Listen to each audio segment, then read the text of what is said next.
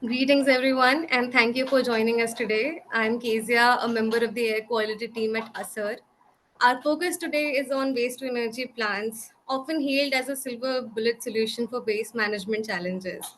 They have also been embraced by municipalities, state governments, and organizations alike. However, beneath the surface, there's a compelling need to dive into the intricacies surrounding this technology.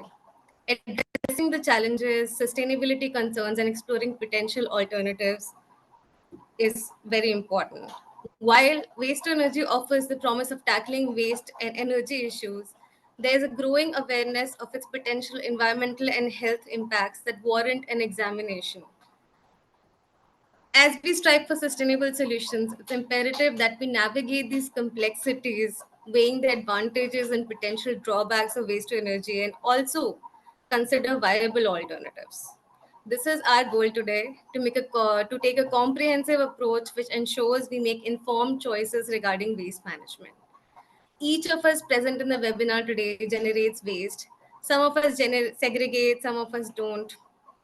We don't know what happens with our waste once it leaves our house, and we are more in a darker territory about knowledge on what happens when our waste is at the waste to energy plant. Most of us have questions than answers today, and we will try to address as many questions as we can. And we are sort of uh, challenging our usual format. We're trying to make this a more interactive format with all of you here, and I'll be asking questions one by one. First, Swati, I'll ask a question, Swati, and then Divya will go next, and then that's how the format is. And at the end of the session, you can always type in your questions in the chat box, and we'll take it at the end. So that is the flow of the conversation today, and it gives me a lot of joy to introduce my first guest, Swati. Swati is a renowned researcher on resource management and circular economy. She has worked as the head of program on municipal solid waste at Center for Science and Environment for over 9 years. She has also authored books like To Burn or Not to Burn and Not in My Backyard. Swati will try to give us a more historical and international context. Will give us more historical and international context on waste to energy plants. With even more pleasure and more joy, I would like to introduce my second guest, Divya Tiwari. She's currently the principal scientist and advisor at Sahas. Divya joined Sahas in 2014 as the CEO. Prior to that, she was a supply chain consultant, SME, for more than 15 years, having worked across the industrial, life sciences, environment, IT, and hospitality FMCG sectors. Today, Divya will address concerns and alternatives on waste to energy plants. And also we'll be putting out some polls for you just to make it more interactive. And please feel free to share your opinion on chats and ask more questions. So, as you all know, this is a very Q&A format webinar that we're doing today. And so I would like to start with Swati with our first question. Swati, what is waste to energy plant and how does this technology work? Can you enlighten us a little bit on that? Thank you so much for the introduction and to the team of ASER for having me here with Divya. I mean, I'm sure it'll be quite heated and wonderful discussion, and looking forward to all the questions that may come in. To answer your question, well, I'd just like to state a fact that when we talk about a technology, um, the composition of waste decides technology. It's never the other way around. Specifically to what is a waste to energy plant and how does this technology works. So basically, these are technologies of energy recovery from waste that cannot be recycled or composted. Simply put, this means generation of energy from high calorific value rejects, majorly non-recyclable in nature, if you're talking about incineration-based plants.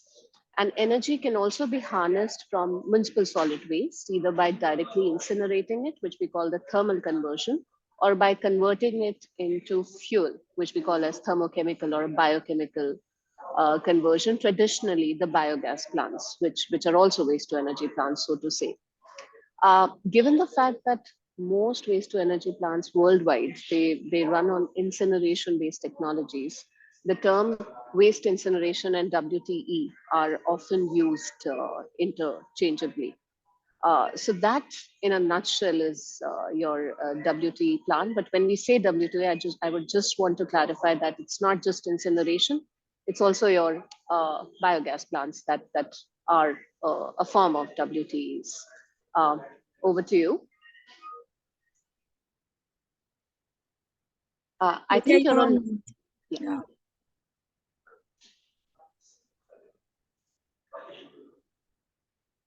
Kezia, you're on mute. yeah, yeah.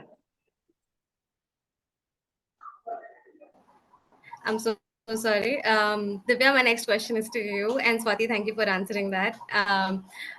So, Divya, what are the top three concerns regarding the waste to energy plans? Yeah, so as Swati said, that while WT term encompasses a lot of other technologies which are generating energy from waste, uh, but I would say, most of us are right now imagining waste incineration as this topic. So I will remain focused to that because they are very different. The technologies are very different. The outcomes are very different, not just in terms of uh, what the ratio of waste to energy and what else is generated in the process, how the process itself is, the economics of it. So the biogas and incineration are two very different technologies and processes. I'll remain focused on the waste incineration part just for clarity because we don't have time. Otherwise, I would have loved to spend some time on biogas as well. Uh, when we say concern in this technology, first of all, the name itself is a kind of a misnomer in case of incineration, because a lot of these plants actually consume a lot of energy. As Swati said, based on the composition of the waste, how much energy, net energy is generated from the process is directly dependent on what you are feeding in. And since most of the Southeast Asian or South Asia countries like India, Bangladesh, Nepal, Pakistan, we do a lot of home cooking and we generate a lot of waste which is biodegradable, which has very low calorific value. It has high moisture. So hence such waste will require a lot of pre-processing, and there are questions on the whole energy equation. So whether it is waste to energy or energy to waste itself is debatable. So that's one big issue. Second, even the proponent of this technology do accept that it is polluting. Now, lot of processes are polluting. Why so much halabulla on this technology per se is because the system is such that the viability of these setups, it comes from the fact that you invest less in the compliance part of it. So I haven't operated a waste to energy plant or haven't been part of any such setup, but from what I've read, the cost of pollution management in such plants of the total operating cost can be anywhere between 30 to 50%. So imagine the incentive for the operator to cut corners with all this and make this extra money. So the amount, the attraction for the operator to flout rules is huge in this technology. So that is the second big problem. And the third big problem is that this the policy makers today are saying it is only for the leftover waste that cannot be recycled is what should be going to waste to energy plants is a common acceptance all over. By definition, typically non-recyclable waste cannot be more than 15 to 20% of your total waste. Even if you include your sanitary waste, it will not be more than that by weight. Why are we hurrying up to set up processing, which is so controversial, for this just small fraction of waste and not bothering to set up processing for the biggest fraction, which is the biodegradable fraction?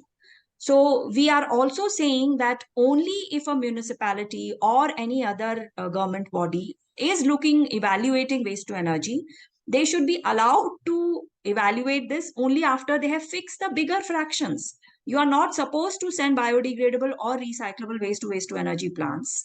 So why not fix that first? Only after you fix that should you be allowed to send the rest of the fraction to the waste to energy. But we see the other way around. Most cities are now jumping to set up waste to energy plants, saying it is only for non-recyclable, but the capacity will be of entire city's waste or even more than that, because they will try and cover it from other cities.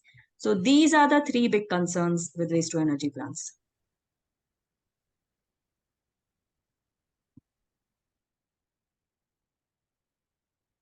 Thank you so much.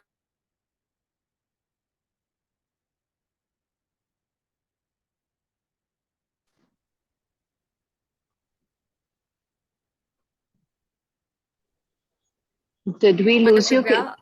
Yeah, sorry. Yeah, looks like. Can you all hear me? Yeah, now we can. Yeah.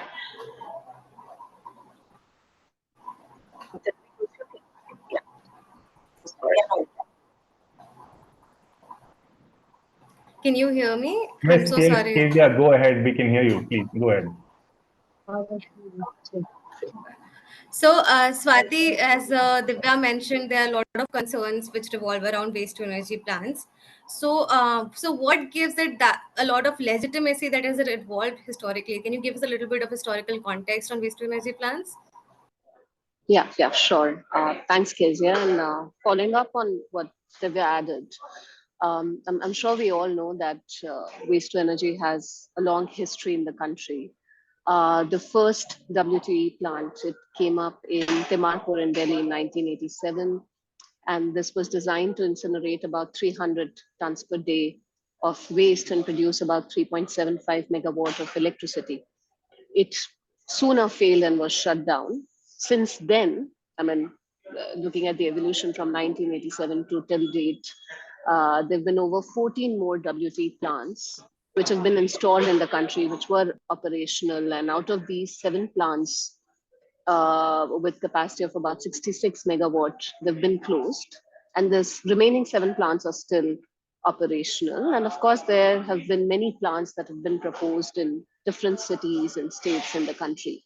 So I think the conclusion is that half of all the WT plants, I mean the incineration-based plants constructed in the country, they have closed down.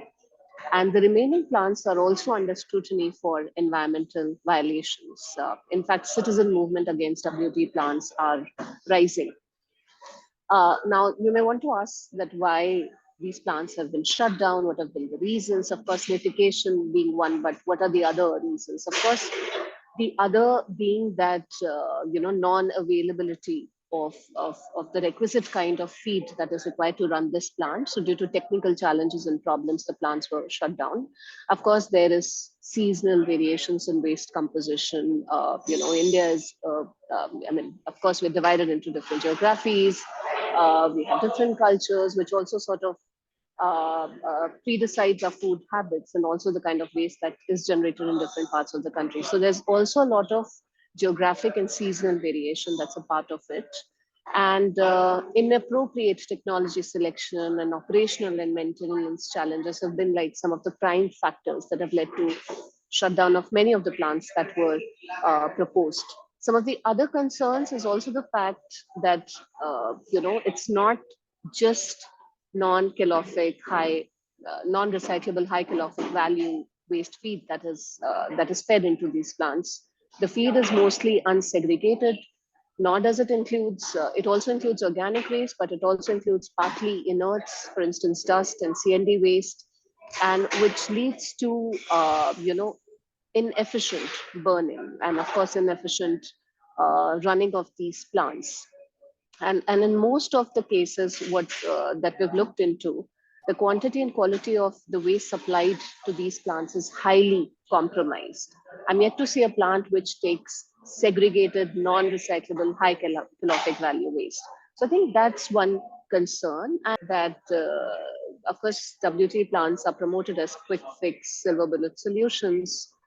And and most of the times the capacity of the plant which is being installed or planned is equivalent to or even more than the waste generated in the city.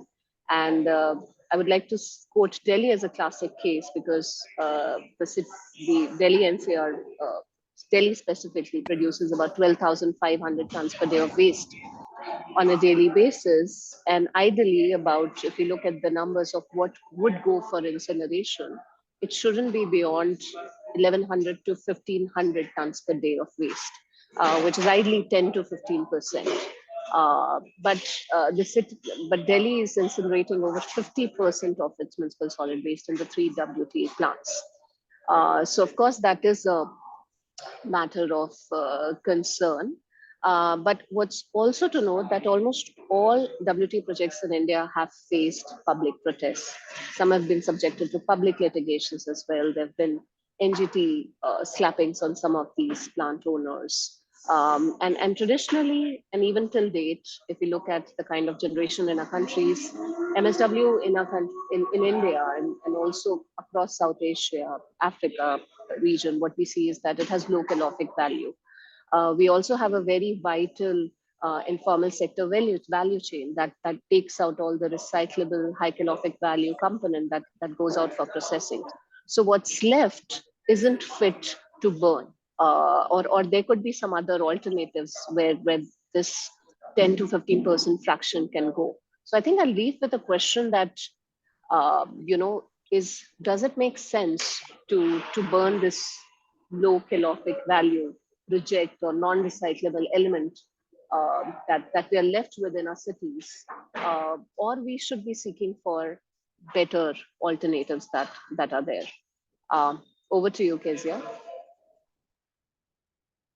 Thank you so much, Swati. This has provided us with some context on, especially historically, how do we deal with this and how has this come about. So my next question is to Divya. Divya, given that you have also pointed out concerns about this plant, and when I think of it as a social justice issue as well. So is it possible to reduce pollution from waste to energy plants, and how? What are the alternatives to waste to energy incineration plants in India, and have they been successful? Divya, Yeah. over to you. Yeah. So pollution can certainly be contained. The fact that a lot of such plants are operating in some of the most advanced nations, be it Japan or even Scandinavian countries, have waste to energy plants, and they have been able to operate it in much better conditions than what they are operating in the country. So the main things that to focus on are there are two outputs. So you have the flue gas which comes out from the top, and then you have the bottom ash. The bottom ash, which consists of, one is the unburned waste, and one then what has been fully burnt has turned into ash. So that component. So if the operating conditions inside are not right, which are a little complex, you need to work on three aspects inside the incinerator. One is the temperature inside. Then you want every bit of the waste, every smallest bit of the waste to be burnt at certain temperature. It should not be starting at a lower temperature and then hitting a higher temperature. It should have sufficient resident time inside the combustion chamber. And then there should be enough, if you want uniform heat, there should be enough circulation of different things. So there are mechanical systems which enable all this, but then it requires very close, very tight monitoring, which costs. And once the flue gas that comes out, that gas is cooled down, and during that cooling process is when you generate steam, which is used for generating power. When you need to cool down that gas also from the process of cleaning it, because it is subjected to something called bag filters, where you put in some alkaline based products, because it has some acidic gases, which again is a continuous material which is being fed, which is expensive. So most of the chemicals are removed at that stage in this bag filter. There's another process which is, I would say, quite expensive, is the process of denitrification. So you have NOx, which is N2O, which is, or NO, with the various compounds in combination of nitrogen and oxygen. which are formed, which then require a more expensive. It requires a catalyst which is made of titanium, which is made of vanadium. So imagine how expensive these are. So processing of these, as I've said earlier, is expensive. It can be done. Most of the Western nations are doing a good job of it, but India, we are yet to see a single plant which is complying. Supreme Court and local courts have been pulling up all of them, CPCB, that they are non-compliant and they are still continuing to operate. So yes, it can be addressed. In terms of alternatives, as I said, there is very little that needs to go, but even that can be sent to the cement factories. Most of the non-recyclable waste, barring few materials which may have chlorine, so PVC should not be sent to waste to energy plants because the chlorine cannot be put into cement. It is, it'll make it corrosive for the metal which goes inside a lot of construction activities. So barring very few items, rest, all of it can go to cement factories. There was a study which was done which showed that entire non-recyclable waste in the country can be fed to the various cement plants which are there in the country, based on their fuel requirement. There, this waste is burnt as fuel in place of coal. So even environmentally, it is a better proposition to send these. The problem is a lot of these plants are concentrated in few parts in the country. Waste we are generating all over. So the transportation cost can be very high. But that is one viable alternative for non-recyclable waste.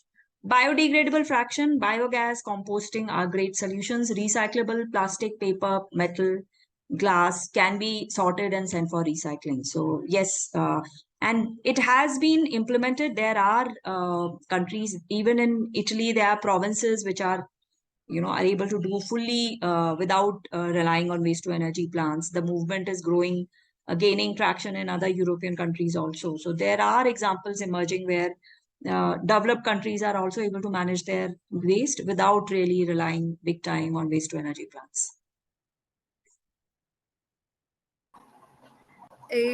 Thank you so much, Divya. I think that brings a very interesting point. And the next question I'm going to ask Swati is that Divya mentioned that there are other countries who do rely on waste to energy plants, and many developed nations like Sweden, Japan, Germany, Singapore rely heavily on waste to energy plants. So, what is the difference between their functioning and ours? Thanks, Kezia. I mean, personally, I do not consider many of these countries that are sort of promoted as best practice countries around waste management. I really don't consider them best practice models because at the end of the day, they are incinerating a majority of what they generate, majorly non-recyclables, but also recyclables to some extent. Of course, for some components, glass, tin, metal, aluminum, etc., they have good recovery systems and DRS and EPR schemes in place, which are quite robust as compared to ours. But looking very closely at their consumption rates and what goes for incineration, I mean, I have my reservation on calling them as one of the best case examples. But to answer your question, I think I would just, Divya mentioned a bit about the emission standards. So I think when we sort of look into, for instance, the European standards, which are considered to be the most, robust ones around emissions for incinerator plants, and then if we compare Indian, for some of the components, for instance, hydrogen fluoride, we are not monitoring that. But if you look at the EU standards, they are monitoring it. If you look at SOx levels for Indian, rules, solid waste management rules, it's about 200 milligram per meter cube. But for EU standards, it's about 50. And if you look at SPM, it's about 50 for the Indian standards, and EU it's 10. So I mean, of course, what we see is that the various parameters and contaminants that we are monitoring emissions of, they're quite diluted in our case, and of course they're very, very stringent if we look at the European emission standards. So one part is that, where of course we need more effective emission monitoring mechanisms, and more stringent standards need to come in place to abate pollution. also to look into the health impacts that these emissions are causing. But overall, since 1950s, many developing countries have looked at energy recovery from waste as one of the most suitable option for waste disposal. And if you look at the collective capacity, it's about 330 million tons of waste per year that is traditionally being burnt in close to 2,450 waste to energy plants worldwide. If we look specifically at countries such as Denmark, Sweden, Switzerland, they are the leaders in the use of this technology. They incinerate close to 40% of them NSW generated, and but of course the reason of doing this is different. They say that it's partly explained by the high demand for heat through their district heating networks and higher efficiency of their waste to energy processes, and also high levels of social acceptance of waste to energy in these countries. But again, it's a double-edged sword. It's also because of the fact that their emission standards are much more robust. Their monitoring mechanisms are much more robust than ours. So I would say it's also the upgrade in technology and also more efficient emission standards that are there in place. Also, another reason of these plants functioning more appropriately in the global north is because of the fact that, for instance, in countries like Germany and Sweden, they also receive largely segregated high calorific value waste, which is much more easy to manage. They also have installed very highly sophisticated systems to further segregate the waste so that a consistent quality of waste is fed to the plant. What Divya was mentioning, bottom ash is a huge challenge in our country because we don't have a consistent quality of waste, high quality waste that is fed to these plants. The quality varies season to season, day to day, depends on the level of segregation that is there. And so the end result is that these plants, because of all these factors, they are run well, they are more profitable, and they not only supply electricity, but they also supply hot water to municipalities and they earn extra revenue. But if we talk about the revenue for our plants, we say that we are selling electricity to the discom, but this electricity is very costly. It's costlier than coal, it's costlier than solar. So I think we really should look into all these valid concerns and the issues that are there with our management of WTEs, and also how it is being managed in the West. Over to you. Thank you so much, Swati. I think we have sort of set the context here that what really is waste energy plants and how do they function, why they are so different. So, Divya, my next question is a more direct question of how citizens can engage here, and why should the general public engage in this very technical topic? Divya, over to you. Yeah, so we have also running a campaign through SWMRT, which is on engaging citizen, because for two reasons. One is we are the reasons why governments all across are desperate for waste to energy plants. So in our interaction with various government bodies, they are also not very excited about setting up. They are also in agreement that we don't want these plants, but they have kind of started to give up on people coming on board with source segregation. So we are also in a part responsible for governments driving this. So if we understand that we don't really need these plants, they are actually detrimental to our health. If we understand this better, then probably our interest in abiding with some of the rules which will prevent from, at least reduce the number of such plants that are needed, that will help. Second, waste to energy plant is a very long term lock-in. Okay, even because it's a very expensive technology, once a plant has been set up, you may start segregating your waste because now you are scared it is operating. But once it has this devil has come in, it will not leave easily. There are a lot of economics at play. So even in European countries where some of the citizens are wanting these plants to shut down, with better waste management practices are struggling to get their governments to stop them, because there are too many factors which, once it has been set up, as I said, it's a expensive setup, so it's very unlikely that things will change even if you try and change your behavior later on. So the time is now to decide which way we want to go as a country. What do we want to do with the waste? Since we can already foresee, see, Western nations didn't know so much about circular economy and the issues 20, 30, 40 years earlier. Today we know. It's like can we, like India jumped from we didn't really have landlines all over the world. We jumped very quickly to mobile phones, and hence the mobile cost and penetration was far better in India because we really took a technology leap. I think we should take that technology leap with respect to waste management also. We don't have to go the way Western nations have gone. We know circular economy is the way to finally move forward in the world. We should make efforts in resource recovery rather than burning it all down. So hence citizen, and only you will take interest. See, governments have given up. Business doesn't, they don't want to see that, people are struggling with waste. Now, the moment you start burning it, it is out of sight, out of mind. So even the businesses want these technologies so that people don't see this as a big problem. They don't demand more circular products. They don't demand reduction in plastic and packaging, which is the right way to move forward. So there's nobody else who will want that this should not happen. It's only us. It's only the public who can push, who can take charge of this momentum where waste to energy plants in the form of incineration are discouraged or not allowed to be set up recklessly. Yes, there is a need for certain composition, certain material, but it should not be that the entire city's waste is being pumped into waste to energy plants. Thank you so much, Divya. So my next question is to Swati.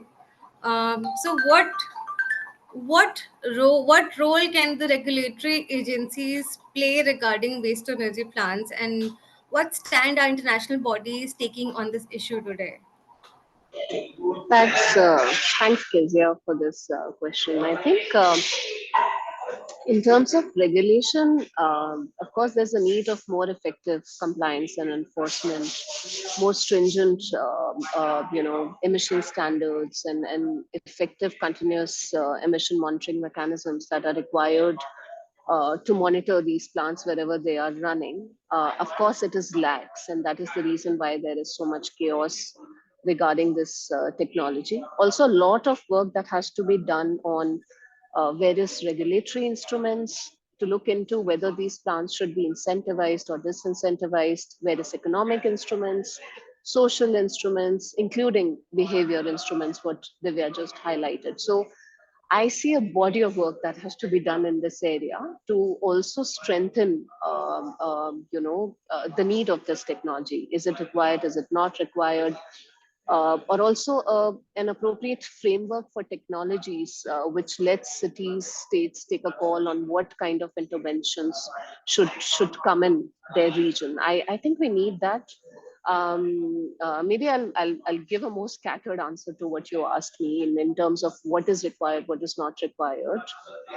Apart from thing, Apart from that, if we look into the kind of incentives that are presently there for such plans to come in. So of course, as Divya also mentioned, presently for anyone to come in with a waste to energy plant, it's fairly easy. You get a long-term land for lease for over 30 years and above. So once such a plant comes in, it's not easy to take them off the ground. They'll be there for many, many years, for decades, I would like to say.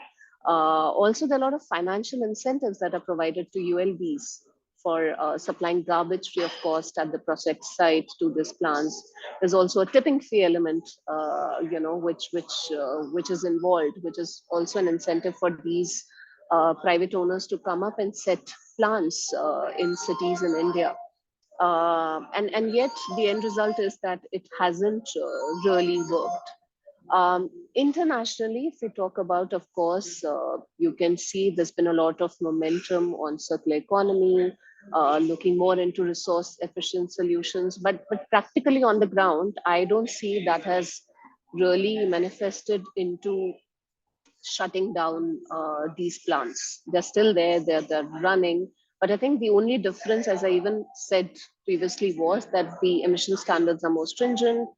The quality of feed that is fed into the plants, with the countries in global north is far more better as compared to ours. So I feel effective research, effective regulatory and economic instruments, and effective behavior change mechanisms is the need of the hour that we need around waste to energy plants in the country. I mean, presently, if I were to look at any document that gives a clear picture of what is the consensus on waste to energy in India, I would say there is an absolute lack of research in this area. I mean, the last document that I did with CSE was way back in 2017, and we need more work. I mean, what Divya is doing with Sahas, but I think we also need more collaborative work with more partners coming in to do substantial research and new research in this area from time to time.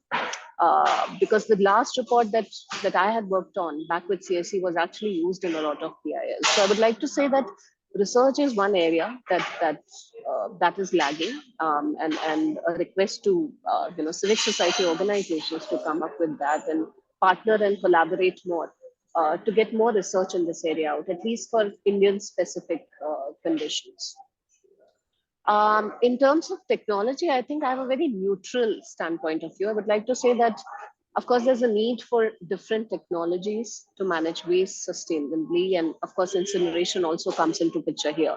But the choice of technology, whether waste will be burnt or recycled or composted, it depends on the quality of waste. So clearly, we need more effective decision making and planning, which means we really need to go on the blackboard as authorities, as regulators, as decision makers, to take a call on, does waste to energy make sense or not? Because there's no point investing in such an expensive technology when you have other favorable options available. So I think clear frameworks and guidelines to decide on what technology should come into place is a need of the hour. And I'm not sure if we have anything like that as of now. And if Divya wants to add to that, but yeah, I think that's very much important right now. Over to you. Thank you so much, Swati, for explaining the international regulatory mechanisms which are required for a waste to energy plant to function well. So we kind of have developed an understanding of what is supposed to be nationally and internationally. But Divya, I would like to ask you, how do we, someone like me, can handle their waste? And what is the alternative, apart from what the governments are doing, apart from what international mechanisms are there, but how can an individual participate in this, in waste management, not just waste energy, but waste management in general? Over to you, Divya. Yeah, so individuals can play a very big part. As I said, that lot of the reason these plans are coming up is that the governments are really desperate.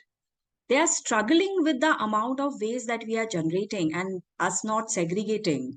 It is becoming, they are running out of options.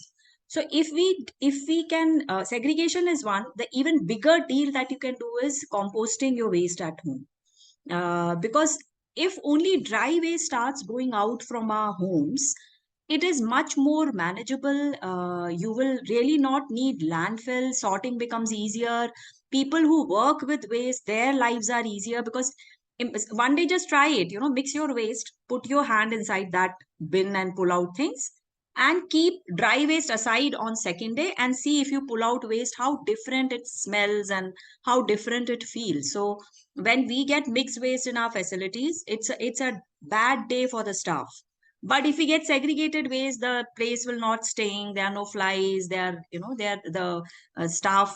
I would say, they operate in more dignified manner than when they have to handle mixed waste. So that is one thing. Segregation is very important. If you can do composting, nothing like it. You are doing a big favor. You are already cutting down 50-60% of your waste from going to landfill and making sure that your dry waste is clean.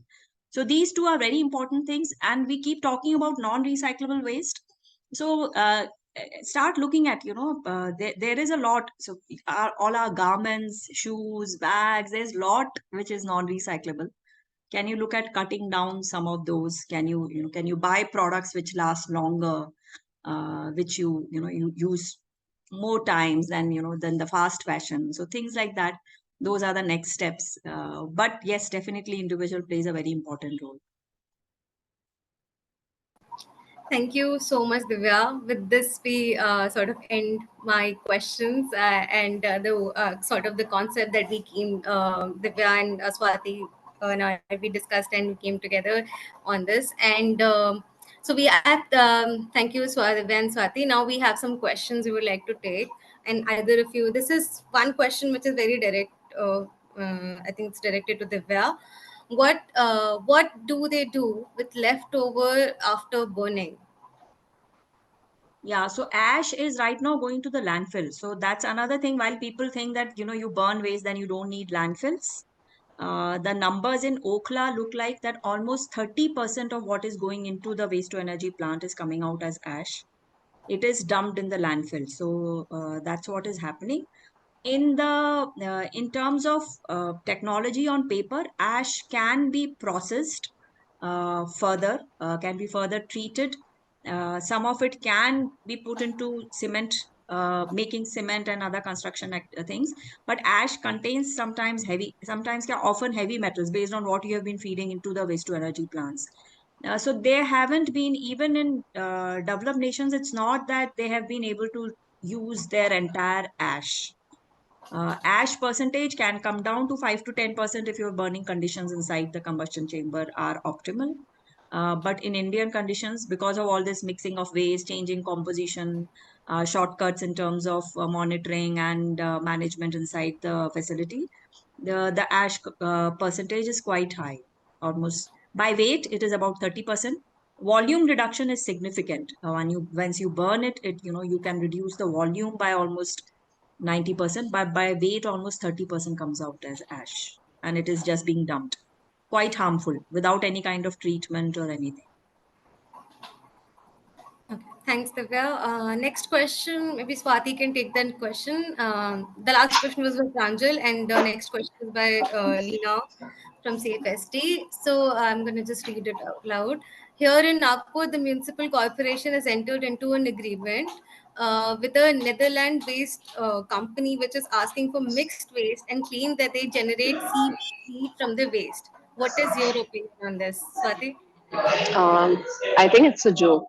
I mean, for the fact that uh, CBG is compressed biogas, and I think there were questions around CBG as well, which means that you are using organic products to generate, gas that could be used for making electricity, and then that's why it has a high methane content.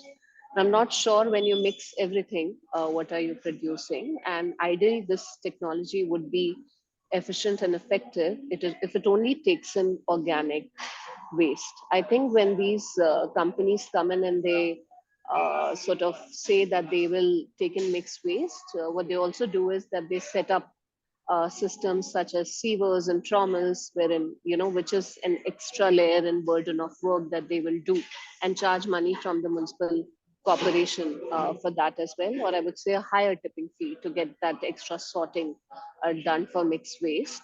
But considering that your incoming feed is mixed, I'm not sure that the efficiency of the plant would be much higher. As a technology, of course, compressed biogas has been successful. There've been quite a few pilots in the country, and of course, is something that should be promoted, but for sure not using or utilizing mixed waste.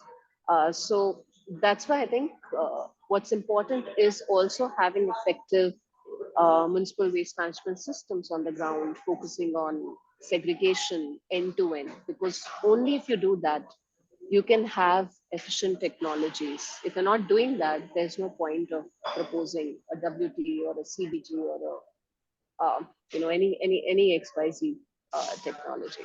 Thank you. So, next question. Thanks, Swati. Next question, I think Divya can take. And Prajwal is, I'm not sure if pronouncing the name right, but Prajwal is given a little bit of context before putting the question. Indore disposes 75% of their dry waste as RDF, which mostly contains recyclable waste. So he has a question why Indore do not segregate their recyclable waste, as it contains more calorific values, as industries accept it, or segregation of these categories actually impact their operational cost in a negative way. Divya. Yeah, Prajwal. So we have also I've been to the NEPRA facility. I've seen it firsthand. Uh, Now, I have not heard from them that they are generating so much as RDF. When you talk to them, they give a smaller number. But I have also heard that the numbers are higher than what is being claimed.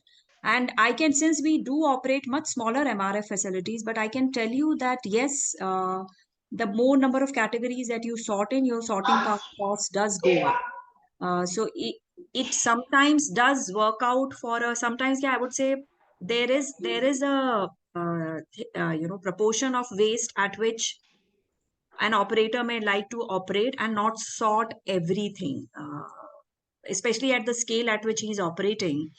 It's a very the whole setup is a very I would say non-flexible setup. So so today, so if he has planned to segregate, in 10 categories, if he wants to do it, if he wants to do two more, it is very challenging because a lot of it has been automated. There is an order in which different categories are pulled out in a combination of mechanized and manual sorting. So yes, that's a challenge, but I would still say that we don't have to write off what NEPRA is doing. It is still the fact that uh, overall Indore will still be recovering a large amount of recyclables. And there is very little which is going to a landfill. They are still not needing an incinerator to manage their waste. Even if it is being generated as an RDF and going to a cement plant, that is still a better option than setting up local incineration. So yes, there is a debate on, we have also been thinking that whether because of changing composition of the waste, like we have seen that because of online shopping, the composition of waste has changed significantly. If you set up these very hard wired processing infra.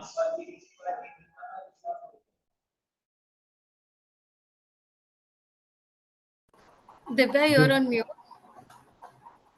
Sorry. So whether it is better to set up smaller facilities, or you should have two stages of facilities. So where you do one level of fundamental sorting where you just remove paper, plastic, metal, and then you have secondary sorting centers. Like we actually now operate one such combination in Bangalore where there is a MRF facility and then there's a PRF, plastic recovery facility. So all the plastic is removed and then it comes to a. So these things are still to be worked out. It will take a permutation combination, but whatever NEPRA is recovering today, it's not as hardwired as a waste to energy plant. They will be able to as based on the market economics, they might be able to extract more and send less for RDF. So I would say it is still better than planning for waste to energy plants. Thanks, Divya. Next question is by Natasha. Swati, you can take this properly. The poll results show that most of us think that worse the smell, the darker the color of the smoke, the more polluting the plant. Is this true? This is actually a question to both of you. Natasha has posted. Swati, would you like to take Yeah, it? of course. I mean, if there's more smoke and you have significant smell, the more polluting the plant is. I think living in Delhi, and I've been to the Okla plant or Sambyal colony many a times, and you can clearly not, I mean, on any given day you can't stand the smell there. It gives you such intense headache. So just wondering what it does to people who are living in the residential area closer to the Okla plant. So I think it's true. Yeah, no, so I'll add to that. So while that is true, that if it's a very dark smoke, it is smelling, it is bad. But the worst output that comes out from the WT plants, which is dioxins and furans, they have no color, they have no smell. So just because a plant is not, you can't visibly see smoke, or you visibly don't smell something, not necessary it's a harmless plant. Because some of, as I said, the most dangerous pollutants are not smelling, not they don't have any color. Next question, either of you can take this. Brikesh has posed, what is calorific value, and can you give some examples of high and low calorific value waste? Mm. Divya, you want me to take this or Yeah, you want to? I can add, and then you can add to it, Swati. Yeah. High calorific values are things which, see, if you light a banana peel, do you think you can burn it by just putting a matchstick? But you put a matchstick to your paper or to your plastic, it will flame, because it can burn by itself. It doesn't need additional energy to burn. So the higher is its own energy to burn, you need to put less energy. If you feed in items which have high moisture content, like all your food items, then you will need to add some diesel or petrol to burn it. It may burn after that, to some extent on its own, after the moisture content has gone down. But overall, when you're trying to turn something into ash, how much of its own calorific value it is bringing to the system, and how much do you need to put externally, whether to start the fire or to sustain the fire, is the game. So items which have very high calorific value, all, especially your plastics and papers. Plastic, we had got a sample tested, and it is actually a lot of the packaging which we have, the biscuit kurkure packets and all that, there the net calorific value was actually more than the typical calorific value of coal in India. It is that high calorific value. So, but Swati can add, I think 1200 is the minimum which they are recommending for waste to energy plants. It's about 1500, Divya, 1500. but I Okay. think uh, adding on to what you just said, I mean, and that's why I think why packaging on non-recyclables should ideally be going to cement plants, because they're saving on the coal that they would use. But also the fact that if we talk about the informality that is there traditionally in our cities and countries across global south, what we also see is that once you remove all the recyclable waste from the dry waste, if you then check the calorific value, and there are multiple studies done on this, the waste typically has a calorific value about 1000 kilocal per kgm, and traditionally. But for combustion, you need over 1500 kilocal per kg. So I think what's also important to note is that while we are creating, system and mechanism for WT in our cities, we're also making a tunnel approach where we just want waste to be generated from residential and commercial areas, and then it should just directly go to these plants. And also, that is the ask by the plant owners usually, that we will take everything that you generate and we will process it. But look at it from a perspective of the informal sector, whom I would like to say is the true environmentalists or the invisible environmentalists that are there in our cities. What about them? What about the million jobs lost because of setting up these plants? Yeah, I'll stop here. I think this is my question is the last question. So a lot of plants have increased their megawatt powers, and earlier when their environmental clearance came through, so what happens when they are increasing this megawatt their capacity to do it? The second part is I want to ask, is a health related question, because there's certain plants which have been running for the last 10 to 20 years, to 15 years I think max. Can you tell me a little bit that since it's not I know we are focusing more on air pollution, but it also affects water and the air. It affects both.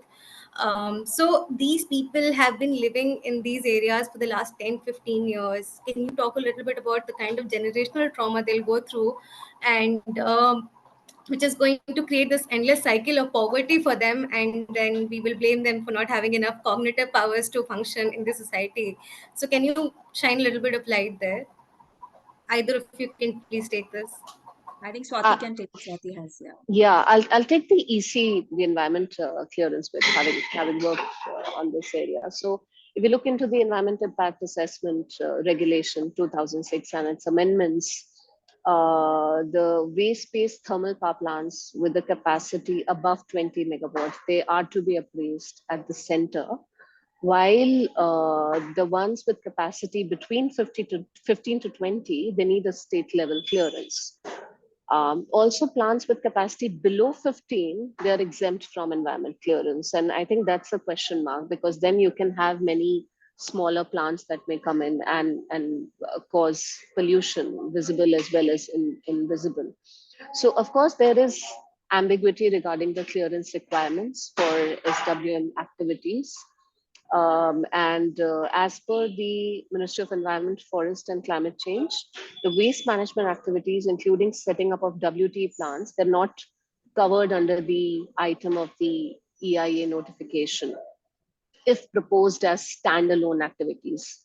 And therefore, they do not require a prior EC. So I think there's also a lot of anomaly in what circumstance a plant requires a clearance and in what circumstance it does not. And thus it also sort of opens ways for many of these plants coming in without actually requiring a state or a central level clearance. So I think it's really just in the name of processing facilities. It's very easy for them to get a clearance, and that's why when they sort of upgrade their capacities after say 5-6 years, it's fairly easy for them to get away with it because of the ambiguity within the system. I think on the other bit, Divya, would you want to take it? Yeah, so in terms of impact on the community living by, I have interacted with few of them, and uh, it is there are actually around Okla. There, I think Saptajang is there. Which hospital is there where the doctors have come forward and said that cancer cases have gone up, and the overall, especially respiratory issues, have been pretty significant in the places around. The Oh, Holy long, Family. sorry. Holy Family. Are you talking about Holy Acha, Family Holy also? Family. Okay, maybe. Okay. So, but lack of studies in terms of actually establishing long-term cognitive impact. Although chemicals like dioxins have been proven to be very detrimental and very highly toxic on various systems of human beings, so reproductory, neurological, a lot of such things. But it is unfair. It is the personification of NIMBY, the not in my backyard phenomena. Now, we don't want to do our little acts of segregation and focusing little bit of what is happening to our waste. And here is a community which is suffering, very unfairly, unproportionate cost of our actions. And definitely, what will happen in long term, we don't even have the studies to say what is the long term implication, and we'll only figure it out as life moves on. But very unfair, and none of them, when they would have bought their houses, would have imagined something like this will come up next to their house, and not many people are supporting. It is people who live around. Very few of them are able to come together and fight this out. And as Swati said, the regulation is not helping. The ambiguity in the whole thing is not helping the people at all. So it's a very sad situation, I would say. Thanks, Divya. So we have two more questions, and Swati can take the next, and then Divya can probably take the last one. Swati, or we can decide accordingly. Why do we so Prachwal has asked, why we do not generate CNG from slurry waste from STP? CNG, are we talking about CBG or we are talking about CNG? Because So CNG CNG. is of course from petrochemicals, and when we talk about CBG, that of course we can use both. Okay, you mean CBG? We can do that. I think there have been a few pilots that are there, but of course it's not something that is taken on very frequently as a technology. Again, I think the issue is with the quality, the channel with which you're receiving. So of course, agricultural residues, slurry, organic, biodegradable waste, that they're all various feeds that could be utilized to generate CBG. But yes, presently it has not really picked up, at least with slurry. But of course, with organic and biodegradable waste, we have multiple examples in Indore, in Chennai, in Pune, that are up there and running successfully. Yeah. Thanks, Mainly, I Swati. So think this was economics of the operations is Yeah. where this is lacking. Probably, a lot of biogas related plants. What we have seen is smaller facilities don't work out. You need little larger plants to justify the kind of equipment and automation you need to have high quality biogas output, and having the purification compression process infrastructure available. So I think sewage treatment plants, probably that's the issue there. The Delhi one is very big. I don't know whether anything is Yeah. generated there. No? Not yet. So I'm also not too clued in, Prajwal, as to whether it is that the concentration is very low of methane by the time it comes to these facilities. Because it starts degrading. What we have seen for food waste also, if you collect it after 3-4 days, by then bulk big quantum of the gas has already been released. And then the processing time to gas generation ratio doesn't work out. It's not very attractive. So that could also be a reason. A lot of our drains are open. So that could be one reason that a lot of methane already gets leaked out before it comes to the plant. Thanks, Divya. Thanks, Swati. So this is the last question we have, and probably the two of you can take this alternatively and one by one. Not alternative. So Natasha has asked. This is probably coming from all of us here. When we work with municipalities, as most of us attending here do, what should be our strategy to work with them, especially if they are keen on waste to energy plants? Any ideas?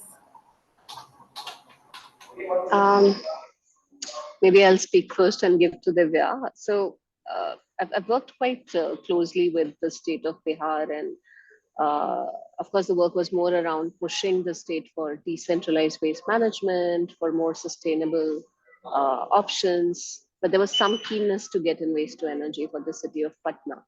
I think here, as agencies, what's important is to also show them why it will not work with facts and numbers, and that's why data is quite imperative for any kind of planning and implementation.